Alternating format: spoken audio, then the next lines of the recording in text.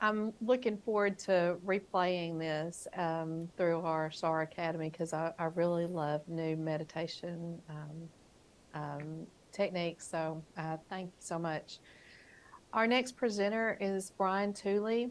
Brian began his SAR career in 2015 while a student at Pennsylvania State University and quickly turned it into a lifelong ambition. Brian's passion quickly developed him into one of the highest trained and experienced searchers in Western Kentucky and fueled a desire to share knowledge with other searchers. Having served in many positions on search teams, including incident commander, search planner, training officer, and man tracker, Brian is a firm believer in his development of strong foundation skill sets, maximizing leadership capabilities, continuing learning, and continuous improvement. In addition to his work in the field, Brian also brings several years of experience as an instructor for KY, Kentucky Emergency Management. Thank you so much, Brian. Thank you for having me, and I hope you guys can hear me and see me and all that good stuff while I get to sharing my screen here. And then I'll pull it on this side. And I gotta get rid of that. Okay, so thank you, Micah, for that introduction, and I really enjoyed that last session. So I really appreciate you, Rosemary, for presenting that. That was really good. Just the practicing mindfulness and whole pictures of health is crucial in this line of business. So I really appreciate you taking the time to walk through that. It was really good. I really enjoyed it. So this presentation, guys, it's a really brief presentation that's based off of a 10-week SAR leadership program that I've run twice in this year, but it's based off of another program that I've also run in my professional sense as well. Over the course of 10 weeks, what I'll do is I'll hold a series of team meetings with select individuals. Usually they are nominated. I'll ask for local area managers to nominate someone to participate in the program, or if there's someone specifically that I want to target, I'll reach out to them directly and ask them to participate. But we take John C. Maxwell's 21 Irrefutable Laws of Leadership and we read it cover to cover as a group. So each week we'll read 2 to 3 chapters and come together to discuss, kind of like a book club. But we do it in the context of speaking through experiences that we've had in search and rescue. So Maxwell's book is one of the best how-to guides for leadership. I've read a several textbooks and several books on leadership. And though this one is dated, it's around 25, 26 years old at this point. It's dated, but it is still a very good how-to guide, and it's a very good introductory textbook that I like to give to people brand new starting their leadership development journey. And truth be told about the class, the dropout rate for the class is actually exceedingly high. I'll start the first week with about 100% participation in the class.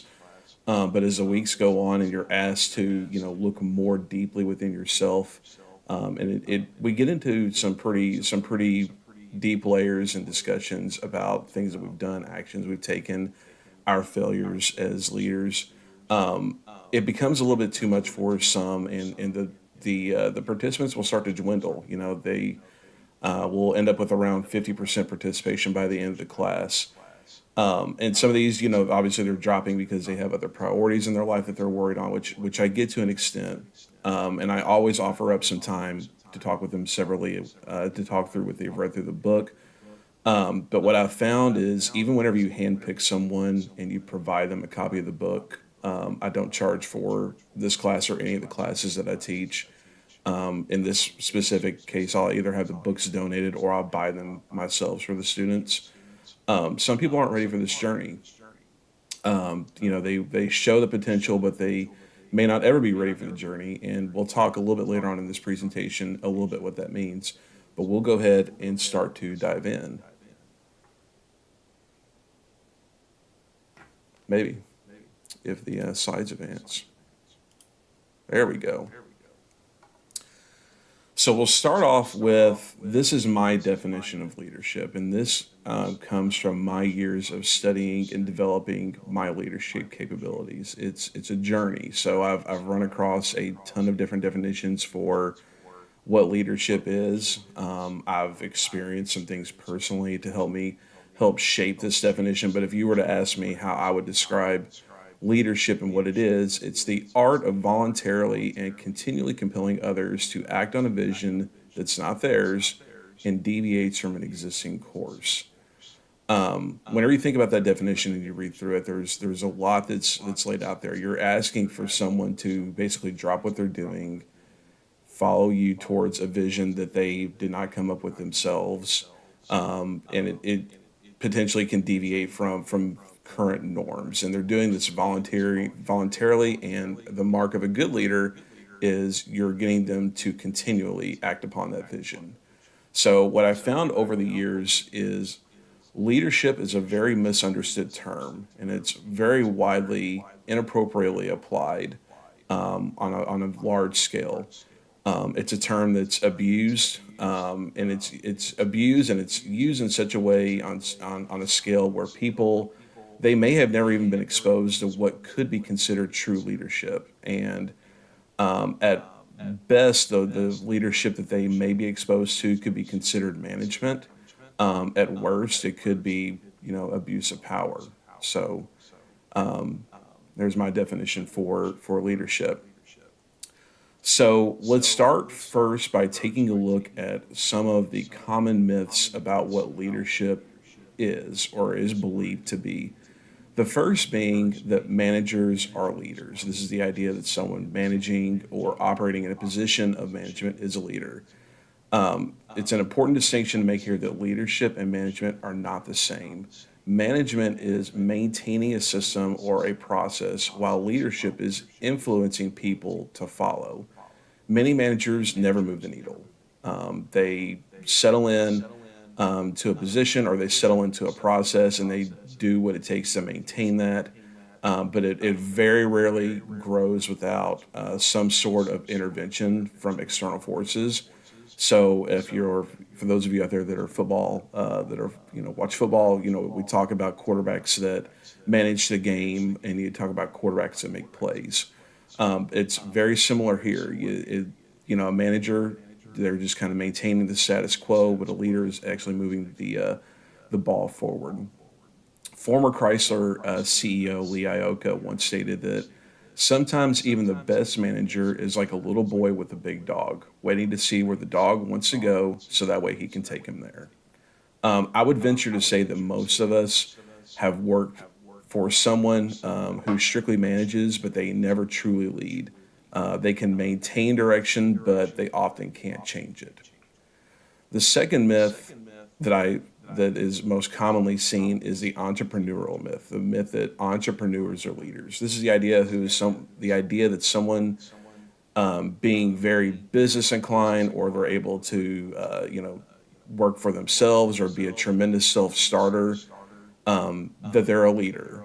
And so entrepreneurs are usually very skilled in pursuing and operationalizing on a vision, but sometimes the only way that they can advance that forward is by working alone. They may lack some of that ability to connect and bring others with them along the way. And to lead, you must be able to influence others.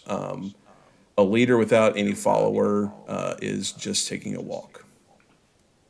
The third bucket would be that knowledgeable people are leaders. It's a common belief that knowledge is power, and some people believe that they or someone else possessing a very strong knowledge base makes them a leader. I see this a lot in technical spaces where the subject matter can be very complicated, and it takes a long time to gather and build upon a very strong knowledge base.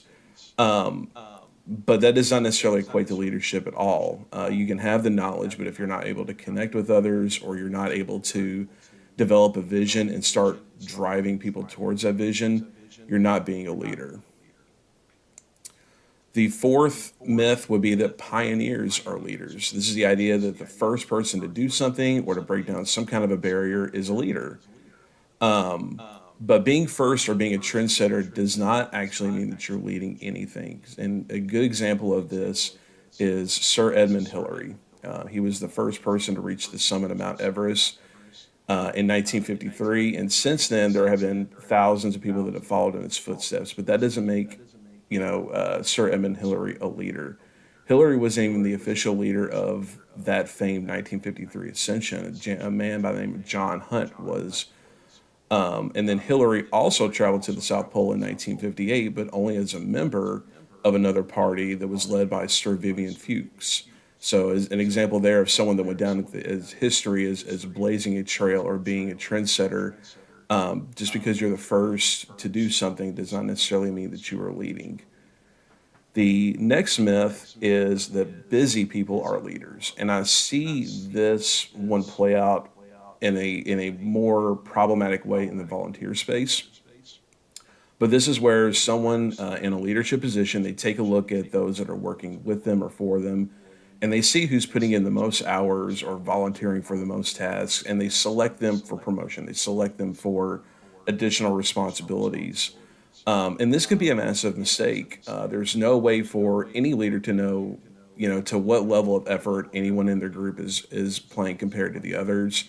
This is a conversation that I have with a coworker of mine quite often, in the role that we play in our jobs. We're risk practitioners in cybersecurity. So a lot of our work doesn't include day-to-day tasks. It includes a lot of reviewing the landscape, seeing the trends, and figuring out a plan of action to correct the course as needed. So it could be very frustrating to see people, check off boxes and to accomplish tasks and get things across the finish line. And you can quite often spend a lot of weeks without having a deliverable at the end of it. But that doesn't mean that you're not putting in the work, and that doesn't mean that someone that is putting a lot of things across the finish line is worthy necessarily of consideration of leadership. It's much more complicated than that. So you hear stories all the time about leaders. They'll spend the early parts of their career putting in crazy hours or accomplishing an absurdly large number of tasks or objectives. While work ethic is a key attribute of any good leader, it's not the only key attribute.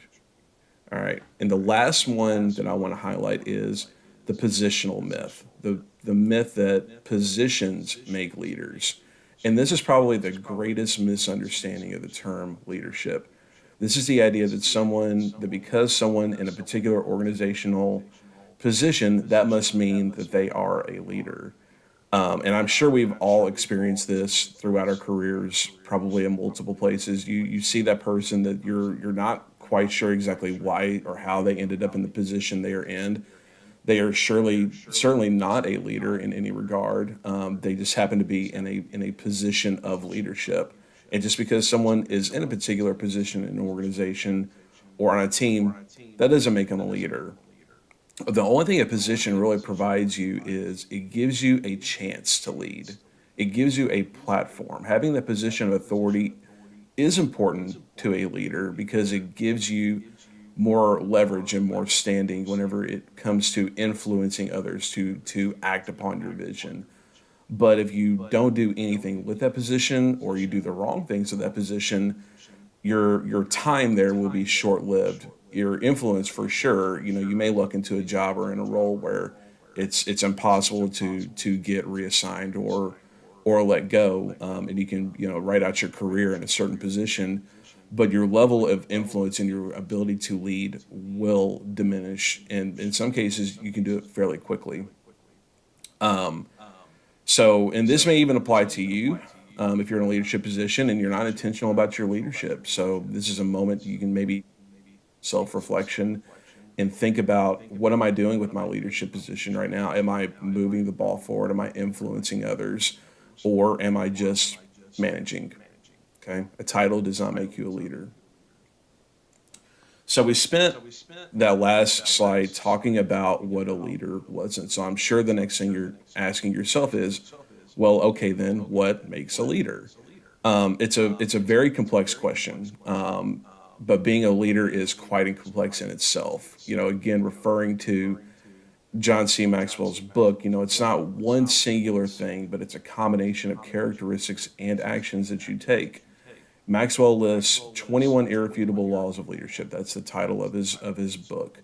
And in his own words, if you read through the book, and in his own words, no leader will be an expert in all 21 areas. It's certainly not. You have to be able to do all 21 of these things well, or else you won't be a successful leader.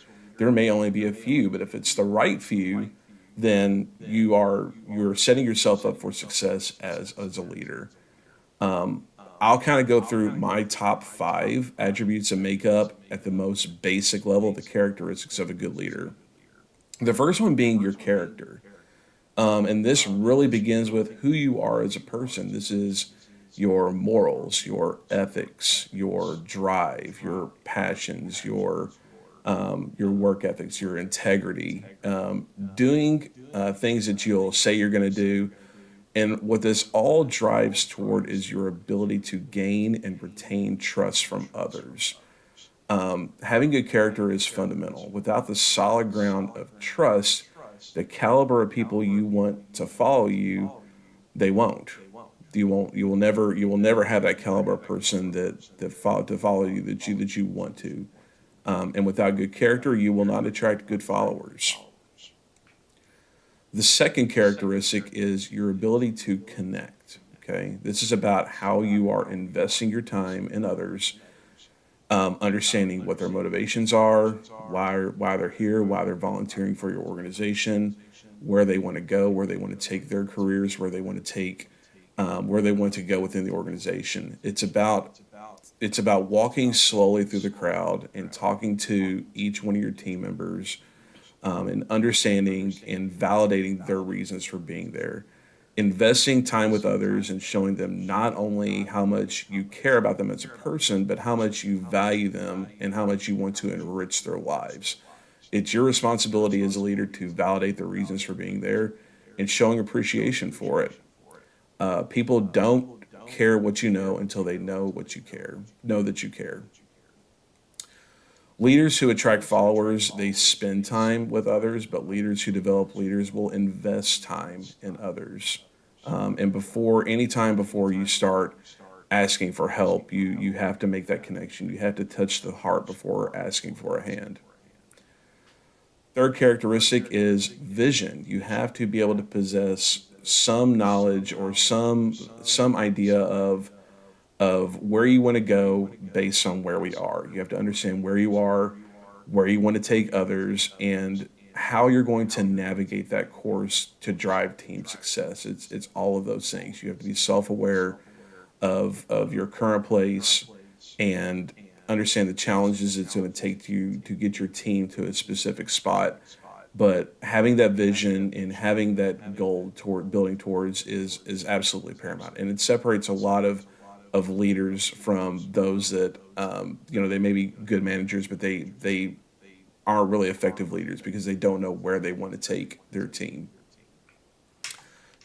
The fourth item here is intuition. So intuition is a trait that it's typically an inherited trait. It is something that can be taught, it can be developed, but usually the best intuition I've seen is stuff that's naturally attained, and it's attained from your experience. It's attained from how you connect with others and how you, in talking through them, you start to gain an intuition. You start to read the room a little bit better. But it's recognizing and influencing those intangibles like momentum, morale, energy, timing. Those are all kind of baked into the idea of intuition. And so it can be learned, but it's typically whenever I see more naturally inclined leaders, intuition is an area where they excel because they just have a natural ability to read the room. And fifth and finally, probably one of the most important things outside of character to being a good leader is sacrifice. There's a lot that is behind that hexagon on the screen there. It starts with exhibiting the picture of leadership needed to inspire your followers. You have to live the realization of leadership and good work that you want your team to follow. So it's your ability to sacrifice and ask more of yourself than you do from anyone else. Putting the team first, yourself last, and making sure that the members of your team are the heroes. A real quick story here. During the Second World War, a general in the 82nd Airborne named James Gavin. He was also known as Jumpin' Jimmy Gavin. He was the general. He was a general in the 82nd Airborne, right leading up to Operation Overlord or D-Day. So it is famed in the lore of Jimmy Gavin that on the day before D-Day, he told his men, in a got in front of his men and talked to his men the night before and said that he's not sending his he's he said, I'm not sending you into combat, I'm taking you with me. And Jimmy Gavin was the first paratrooper to leave his plane as part of the D-Day invasion in June 41. So that's the type of sacrifice that you must be willing to take as a leader. You have to show that you're asking more of yourself than you do of your team. But it's not just that. It's not just that as well. It's about what else you're willing to sacrifice as a person, what time you're willing to sacrifice away from your family, other things, the other things you'd rather be doing, what relationships you're willing to sacrifice in order to better yourself or the team. Sacrifice as a leader is about what part of you you're willing to leave behind to move the vision forward. And this can be a very hard lesson for some to learn. Maybe they're consumed with pride and they can't sacrifice what they need to move forward. Maybe they say they're willing to sacrifice, but whenever it comes down to it, they may choose to cower away to minimize their losses. I'm sure, just like most of you, I've sacrificed my share of myself over the years. I've lost friendships. And with the nonprofit organization I'm running today, I've lost some very key friendships and relationships that I'm not sure I'll ever be able to get back. But that was the sacrifice I needed to make to move the organization and others forward. I've spent birthdays and holidays in the fields looking for people that I've never met before. I've spent weekends in rundown fire stations teaching 4 people, a basic search and rescue class, instead of spending that time with my family. I'm sure there's plenty of folks on this call that have sacrificed much more than I have, but it's our shared sacrifice that makes us brothers and sisters in search and rescue. So as I mentioned earlier, there's numerous attributes for being a good leader. These are just 5, but they all drive towards one thing, and that's the true measure of leadership, and that's your ability to influence. Okay, your ability to influence others is the true measure of leadership. If you watch the dynamics that occur between people in just about every aspect of your life, you will see some people leading and others following. Leaders stand out, and position or title often have little to do with who's really in charge, but rather how much influence they have over others. Influence can also swing both ways, and understand that as well. It can be you can have a positive influence, but you can also be a negative influence. I'm sure we can all picture someone in our past lives that sat in the back of the room with the biggest mouth. They may have a small posse of sympathizers that they've gathered over the years, and they've got tons of years of experience in search and rescue, and they do nothing but project their thoughts and opinions over every aspect of the team, positive or negative. If the question is, do they have influence? The answer is yes, absolutely they have influence. If it's a negative influence, are they the product of a leadership deficiency? Absolutely yes. They are a product of a leadership deficiency. A strong leader would not let that happen. And are they leaders? Unfortunately, they are. They're just not the right kind of leader for what we need in the organization, but they unfortunately are, and they're being allowed to lead in a negative way. So it could swing both ways. Influence can go both ways here. However, as you gain experience and develop as a leader, your influence will someday overcome theirs, and they'll be left with a legacy that they've left for themselves. So, keep driving, keeping a positive influence, but understand that this is part of the journey. Okay, this is something you're going to run into, and it is a barrier, but it is something that can be overcome. So let's take a critical look for a moment at leadership and search and rescue. And whenever I was putting this presentation together, I really boil down leadership in SAR to two basic buckets, okay? Operational leadership and organizational leadership. Whenever you start looking at the key tasks in each of those, they're quite drastic. They're quite different. When we talk about operational leadership, it's all about executing a mission. Okay, it's about activating the team, developing the plan, executing, and getting everyone home. Okay, that's in a nutshell. Whenever we talk about activating for a search, that's the big task, the responsibility of operational leadership. Organizational leadership is a little bit different. It's actually quite a bit different. That's developing team policies and standards, getting the team ready to respond, ensuring that your team has the right resources to succeed. And then the big one is recruiting and retaining talent, which is something that is brought up quite often as a major challenge in search and rescue.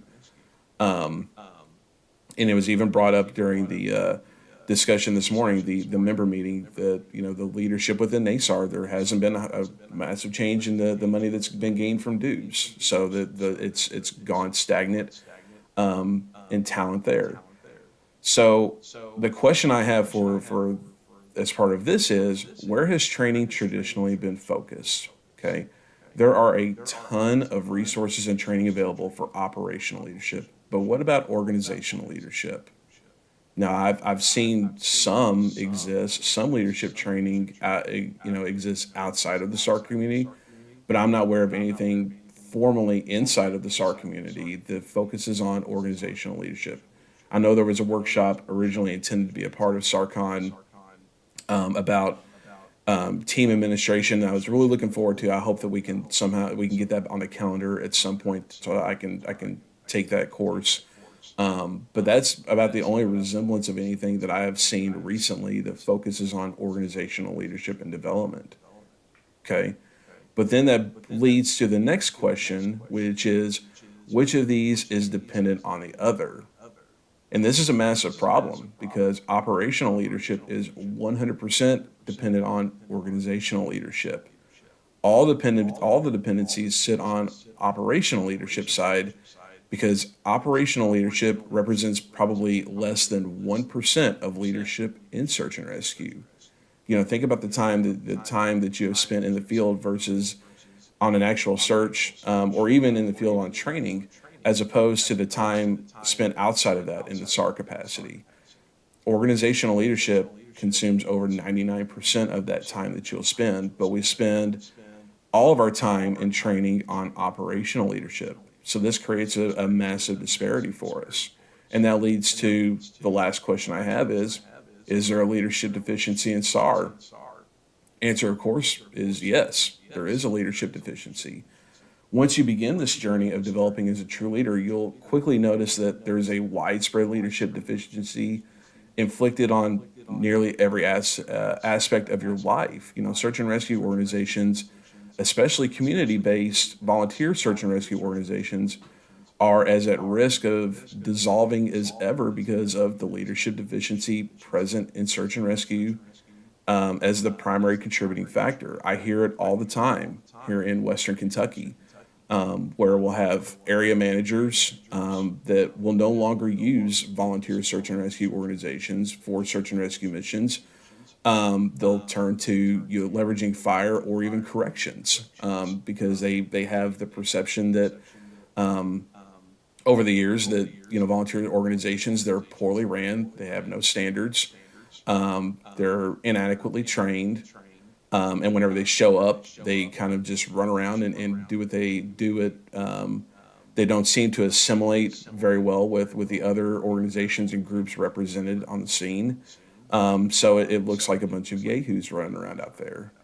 So, and on top of that, very few search and rescue teams are growing. At best, most are maintaining their membership, and their membership is aging daily. Okay.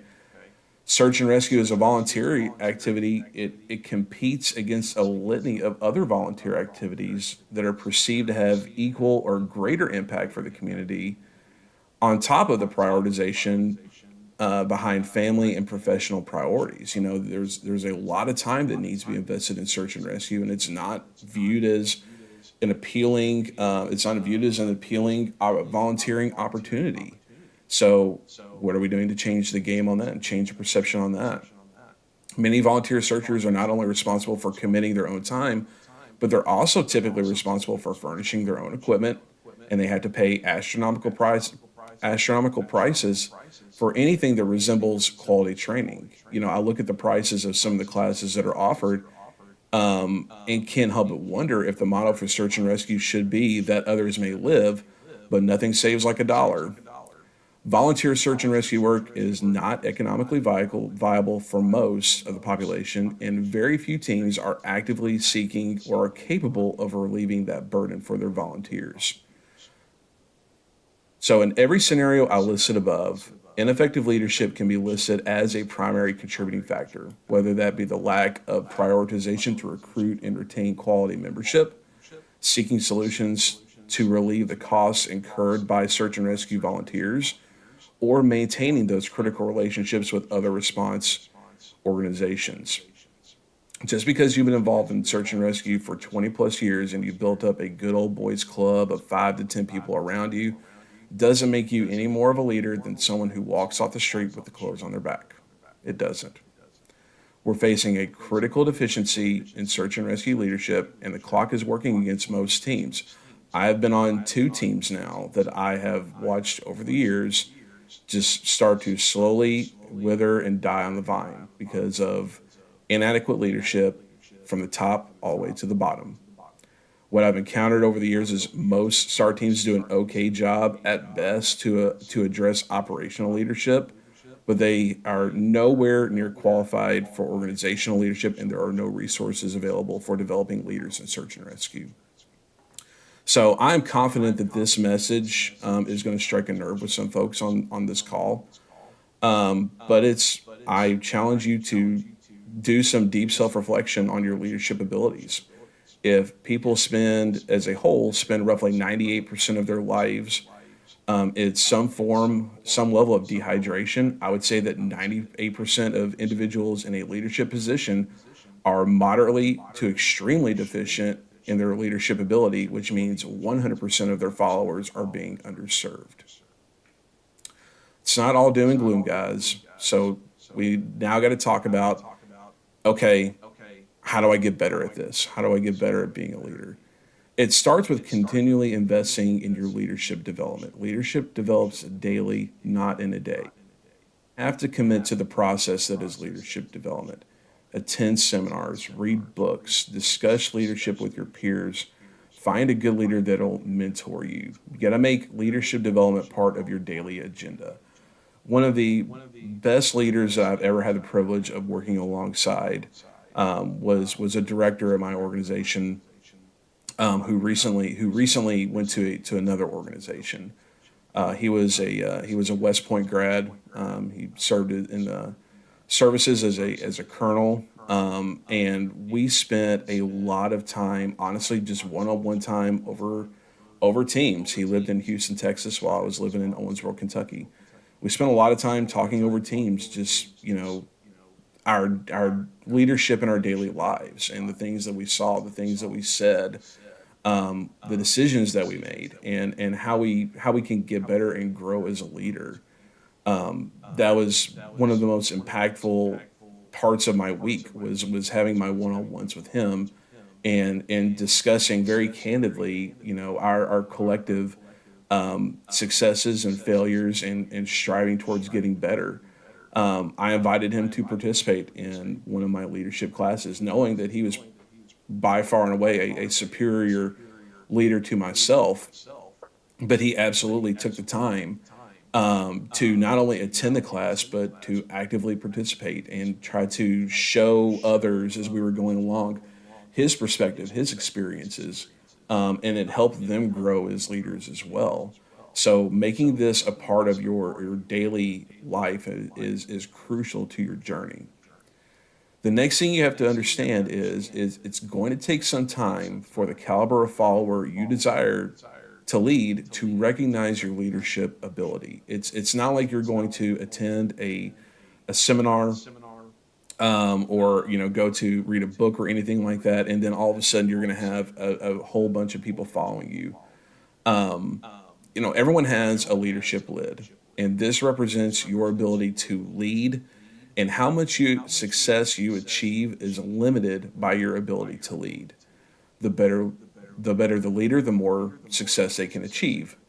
The weaker the leader, the more they'll have to work to achieve success. So, with that concept, people will only follow leaders that exceed their ability as a leader. Okay, so if you were looking at a scale from 1 to 10, and if someone was coming in as an 8 in their leadership ability, they likely are not going to follow someone who's a 5. There may be reasons why they would.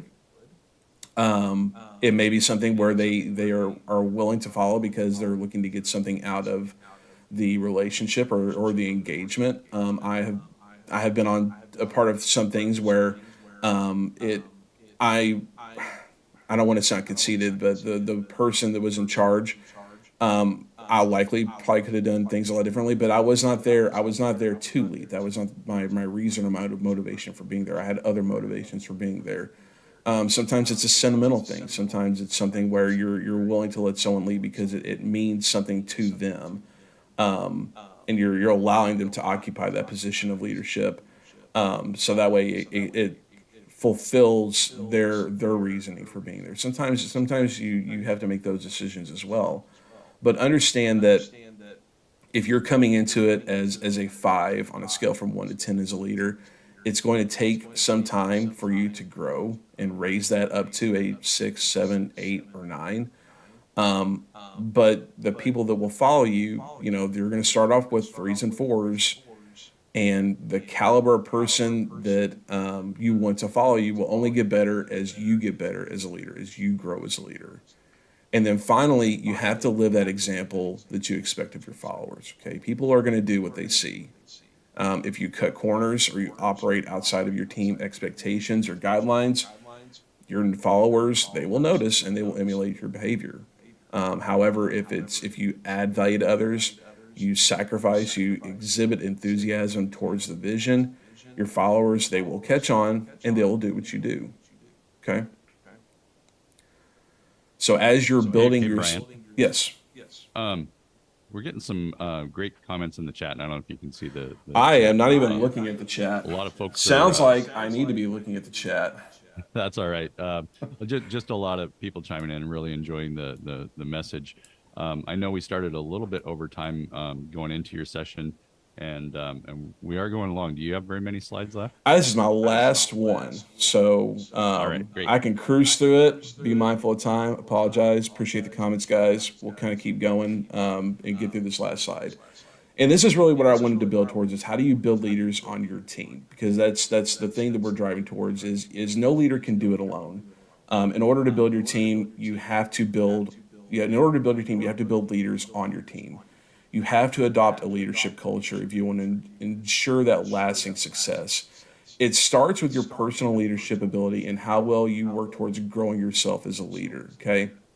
If you're a good leader, you'll attract other good leaders. If your character or your morals are questionable, you'll only attract people with questionable character and morals, okay? That's why it's important for you to be intentional with your leadership development. Take the time every day to become a better leader. All right, then the next thing we need to do, and of course, my little button quit working, is you have to develop your inner circle. And you have to be intentional with the people that you surround yourself with. They need to be people that add value to you as a leader. It could be your family, a mentor, or others that share your values and visions. These are people that you can confide with, and they give you honest feedback as a leader. You have to prioritize leadership development, not your personal leadership development. You should always be doing that. You need to prioritize leadership development in others is what you need to do. Obviously, not everyone's going to be cut out to be a leader, and some have more natural leadership abilities than others. That's not to say that leadership can't be a learned skill, but some people with natural leadership ability tend to have a leg up. As a leader yourself, you need to be able to identify the leadership potential in everyone in your organization. Take the time to talk to them, and look at everything with a leadership bias. And real quickly on a leadership bias, that means you understand the relationship that leadership plays in success and failure. If something is a success, what leadership decisions and actions led to it, and if something's a failure, what leadership decisions and actions led towards that. When you have a good handle on that, you select those to develop on your team as leaders. John Maxwell, he uses the Pareto principle, and that's if you focus 80% of your attention on the top 20% of your priorities, you're going to maximize your return. So if you have 10 individuals on your team, you focus on the top two to get 80% of your time and attention. It sounds cold and it sounds cruel, but I promise it works out as we work our way around the circle here. If you let the bottom 20% receive 80% of your attention, you'll get nowhere as a leader, and your top 20% will seek other opportunities to be developed. The next thing is you have to empower others. And one of the hardest things for you to do once you gain power as a leader is to give it away. Many leaders, they won't or they can't, but sharing power is probably the most impactful thing you can do to develop another leader. Being trusted with that responsibility is one of the most fulfilling moments anyone can have as a leader, and you must empower others so you can continue to prioritize growth of your team. Doesn't mean you're dumping work on them. It's showing them what good looks like by doing it yourself, inviting them to do it with you, and then as time goes on, you complete this handoff process where you empower them to go forth and to do it themselves. But it doesn't stop there. The expectation is they will eventually start taking the same steps with somebody else, and the process continues. Lastly, you have to learn how to multiply your leadership. Okay? If you prioritize leadership development and empower your leaders, you will start seeing a multiplying effect. A leader who attracts followers only grows by addition. You're just adding to the ranks. A leader who attracts leaders grows by multiplication. The more time you spend developing leaders, the more of your influence as a leader begins to multiply. Think about the great leaders you've encountered in your life. Is there anything that they did or said that you have taken with you and have shared with others? If so, this is the multiplying effect of their leadership. I did not come up with reading through the John C. Maxwell book over a course of 10 weeks on my own. I was invited into that program as something part of my work many years ago, and it stuck with me. It was very impactful. It was very life-changing for me, and I chose to take that and started doing it on my own. So I'm taking the influence that someone had over me many years ago, and their influence is now multiplying every time I get in front of a crowd or I schedule a class and I talk about leadership. Their leadership is now multiplying because of their decision to invest in leaders. Okay, and going back to the Pareto principle, if you focus on developing the top 20% of your leaders, they will in turn start to develop the next 20%, and so on and so on. And that's how you get the multiplying effect. Okay, that's where as a leader you have to be okay with prioritizing your top 20%, but also communicate the expectation that they are to develop the next 20%. So I understand we're short on time, so I'll kind of wrap up here. And I've got a ton of questions in the comments. I understand we got to move on. I'll respond to those in the comments, but if you would like to, I did not do any introduction on my organization, Elite SAR Training. You're welcome to reach out to me over email, and we can talk about it, talk about leadership development. If you're ever interested in doing a leadership class with me, I'm always looking for people that are wanting to take that next step. Feel free to reach out, and we'll start setting something up. So appreciate it. Thank you, and I'll hand it back over to you guys. All right, thank you so much, Brian. We're going to go straight into our next presentation, which is Jan Hackett. Wilderness Education and Medicine of Texas is the sum of many years of professional and personal experience in outdoor programming and experience